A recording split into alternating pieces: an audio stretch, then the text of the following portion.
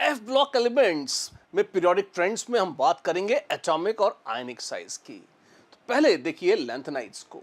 Lanthanides में बहुत मशहूर है लैंथेनाइड कॉन्ट्रैक्शन। तो जैसे जैसे अक्रॉस द पीरियड चलते हैं, लगातार कंसिस्टेंटली इफेक्टिव न्यूक्लियर चार्ज बढ़ने से एटॉमिक रेडियस घटनी चाहिए थी और घट रही है।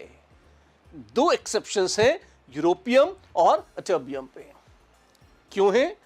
F7 और F14 extra stability of half filled और फुल्ली फिल्ड ऑर्बिटल, जैसी वो F7 F14 कॉन्फ़िगरेशंस अटेन होती हैं, आप देखते हैं वो थोड़ा सा रिपल्शन भी बढ़ता है, जिसके चलते एक एबनॉर्मल जंप आपको यूरोपियम और अटर्बियम में दिखता है। अदरवाइज क्लासिकली सबसे लगातार रेडियस देखते हैं कम हो जाती है। तो सबसे ज्यादा एटॉमिक रेडियस है यूरोपियम की, उसके बाद अटर्बियम की, और फिर तो यहां पे लैंथेनम से लेकर हाफनियम तक लगातार कम ही कम हो रही है, आप देख सकते हैं।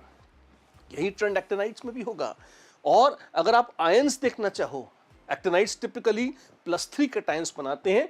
तो लैंथेनाइड्स और एक्टिनाइड्स दोनों को देखिए, लैंथेनम से ल्यूटिटियम तक लगातार डिग डिग डिग डिग डिग डिग डिग नीचे एकदम, इसमें तो कोई एक्सेप्शन भी नहीं है, कहीं कोई ऊपर नीचे कूद फांद भी नहीं है। यूरोपियम में कम ही हो रहा है, रेट ऑफ फॉल हल्का सा कम हुआ है, बट अदर देन दैट आप देखिए लगातार स्ट्रेट फॉल आपको दिखाई पड़ेगा यहां पर।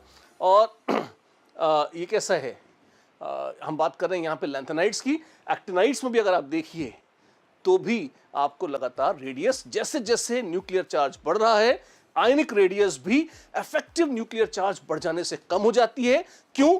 प्लस चार्ज बढ़ा, न्यूक्लियस का चार्ज बढ़ा तो इलेक्ट्रॉनों को खींच लेगा पास में, और पास में खींच लेगा तो रेडियस कम हो जाएगी। सिंपल सा लॉजिक है किसका? एटॉमिक और आयनिक रेडियस का, लैंथेनाइड्स और एक्टिनाइड्स का एफ ब्लॉक में।